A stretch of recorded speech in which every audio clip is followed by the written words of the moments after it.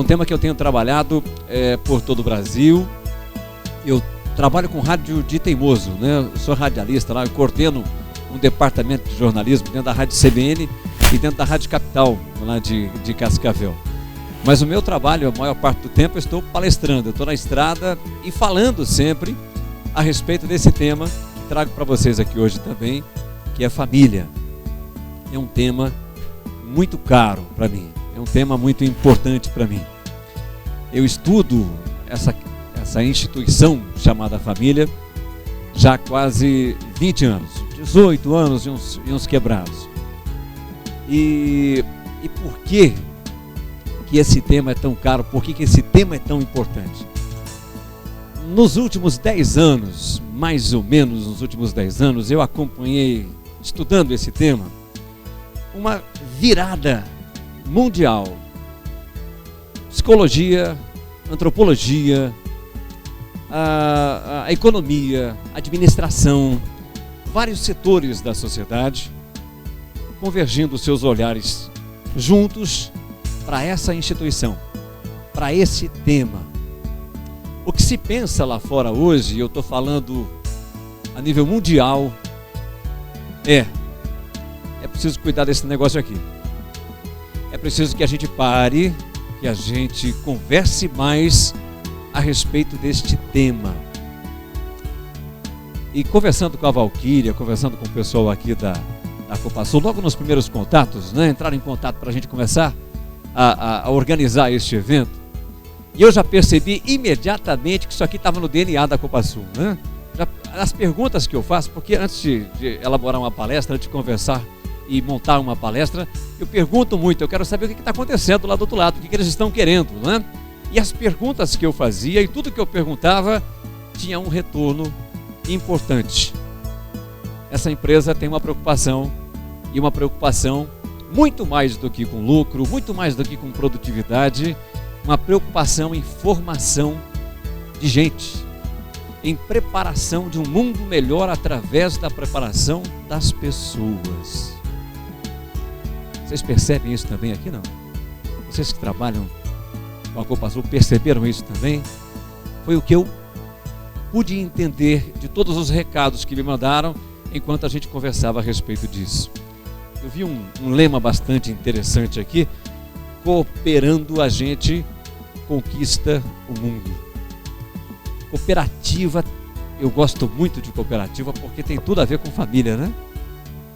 Se as pessoas não se entenderem, se as pessoas não se ajudarem, também não funciona, né?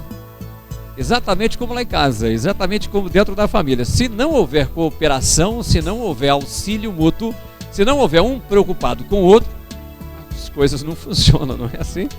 É por isso que cooperativa é um negócio espetacular e devia ser aplicado em diversos outros setores, né? Cooperativa devia ser uma coisa mais popular, todo mundo devia estar aí fora cooperando, todo mundo devia estar aí fora trabalhando em conjunto para construir uma sociedade melhor. É por isso que esse tema é importante, é por isso que eu estou muito feliz de ver todos vocês aqui hoje e pude acompanhar a chegada de todos vocês ali e fui vendo as diferenças de idades desses casais, né? Mais tempo de casado, menos tempo de casado, né? A esposa do presidente falava para mim ali, mais de 50, né? Mais de 50. Mas eu vi casaizinhos novinhos aqui, começando uma vida juntos. Isso dá uma alegria imensa, né? Porque a gente tem muito a fazer. E como disse o Gervásio, é sempre tempo. É sempre tempo. Em qualquer idade, em qualquer tempo, é tempo para que a gente seja uma pessoa melhor. Seja uma pessoa que possa consertar coisas que de repente não estão funcionando bem. Esse tema família, com essa engrenagem associada a trabalho, vem acompanhado de uma frase. Eu quero que vocês prestem bem atenção nessa frase aqui, porque ela diz muito mais, né, do que a gente pode perceber numa primeira vista. Trata-se de uma via de mão dupla. Eu dizia a respeito das pesquisas, a respeito de tudo aquilo que tem se pensado aí fora, com relação a aumento de produtividade, com relação a técnicas de motivação, com técnicas para se diminuir o número de acidentes de trabalho, para se aumentar o lucro, para se diminuir rotatividade de funcionários, rotatividade de colaboradores, o tal do turnover que incomoda tanto os empresários. Está se pensando muito lá como é que se faz para diminuir o número de faltas dos funcionários ao trabalho, como é que faz para eles estarem melhor, mais motivados, cheios de energia. E encontram aqui nessa engrenagem uma resposta importante que a gente precisa levar a sério. Não só o empresário, viu? Não só o empresário. O importante aqui nessa engrenagem é que todo colaborador, todo aquele que está em qualquer uma das pontas, em qualquer um dos setores dentro da sociedade, esteja atento. Quando a vida pessoal, quando a vida familiar, quando as coisas não estão bem em casa, elas não vão bem em lugar nenhum. As consequências dessa vida pessoal e familiar desorganizada, desestruturada, elas são sentidas em toda a sociedade. Eu tenho conversado com os prefeitos, eu tenho conversado dentro das empresas, com os empresários, com as lideranças empresariais, e a preocupação é sempre a mesma. O impacto que essa vida familiar desorganizada traz para dentro da instituição pública ou privada. Se vocês pararem um pouquinho para pensar, quando a gente encontra um maluco no trânsito aí, na estrada, né? Aquele que não respeita semáforo, aquele que não respeita faixa de pedestre, aquele que fura a fila aqui, né? Sai te ultrapassando numa via estreita, que quase te atropela, enfim, esse maluco que a gente vê por aí, que é som no último volume, é um problema familiar.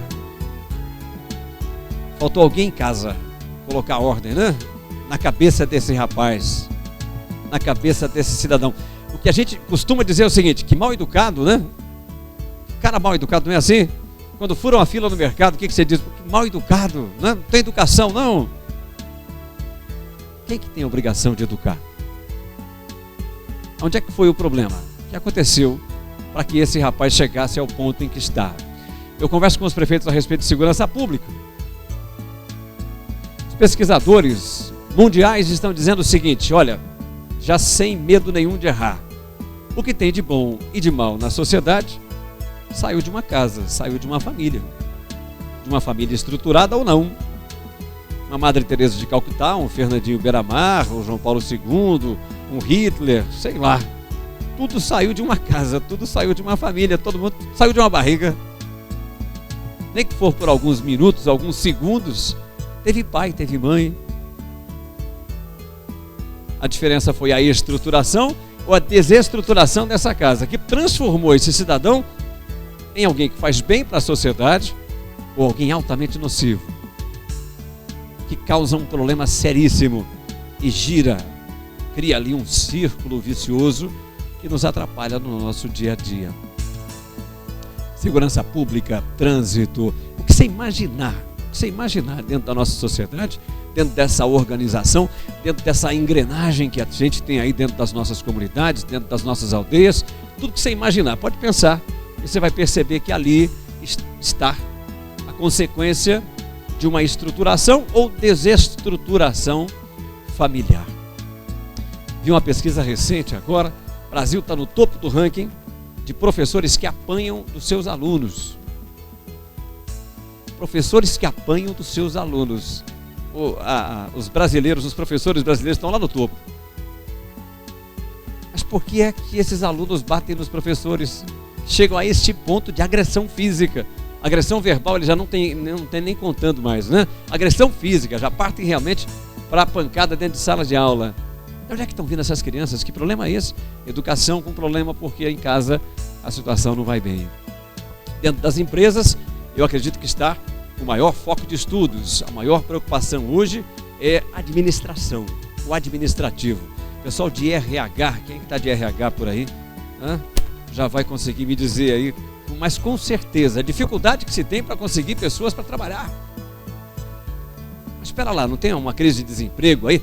Não, eu não estou falando de emprego, eu estou falando de trabalhar. Gente que esteja disposta a assumir um posto de trabalho, arregaçar as mangas e trabalhar. Ganhar o seu pão de cada dia, com o suor do rosto. As empresas não sabem o que fazer, onde encontrar essas pessoas. Quando consegue, traz. Gasta com treinamento, gasta com adaptação. e de repente percebe que esse cidadão já não rende mais aquilo que prometeu render no momento da entrevista. As empresas não sabem o que fazer, então elas contratam um palestrante, vem lá um rapaz lá de Cascavel para fazer aqui uma palestra de motivação, para colocar gás nessa galera, para botar todo mundo para cima, para todo mundo trabalhar. Até na hora da palestra a coisa funciona, um pouco depois da palestra a coisa funciona, e esse cidadão vai para casa. E no dia seguinte parece que ele voltou pior do que antes da palestra. Quando não volta chorando. Todo mundo trabalha aqui, não? Quem é que trabalha? Quem é que está? Levanta isso. Não. Conhece algum colega de trabalho que volta pior na segunda-feira do que saiu na sexta, não? Conhece alguém que volta pior das férias do que quando saiu? Não era para voltar melhor? Não é para isso o final de semana, as férias? Parece que volta pior, né? E aí a gente abre lá o Facebook, lá as redes sociais, e a gente começa a ver assim: segunda-feira eu te odeio. Vocês veem essas mensagens também que eu vejo, não? Sexta-feira, cadê você? Mas espera lá, segunda-feira não era o dia de ganhar o pão?